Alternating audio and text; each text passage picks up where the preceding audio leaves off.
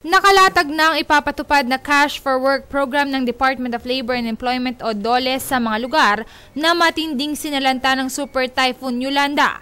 Ayon kay DOLE Secretary Rosalinda Baldos, may 15 milyong pisong inisyal na pondo ang DOLE para sa emergency employment na Cash for Work. Pero kailangan pa itong i-coordinate sa lokal na pamahalaan na siyang tutukoy ng roadmap ng programa sa mga biktima ng kalamidad. Sinabi ng kalihim na inisyal lamang na hakbang sa pagbibigay hanap buhay sa mga binagyo na tatanggap ng minimum wage rate na sweldo.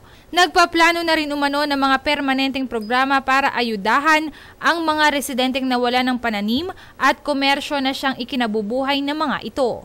Ayon kay Baldos, may ilang benepisyaryo rin ang kagawaran sa ilalim ng Livelihood Assistance Program sa Tacloban. Bagamat hindi pa tiyak ngayon ni Baldos kung ano ang kalagayan ng mga ito.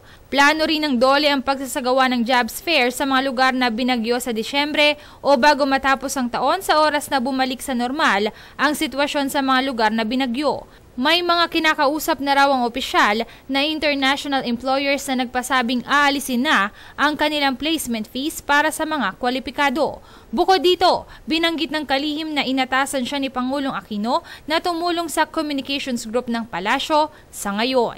Ako po si Zaira Fajardo Marcaida, alerto alisto sa pagbabalita.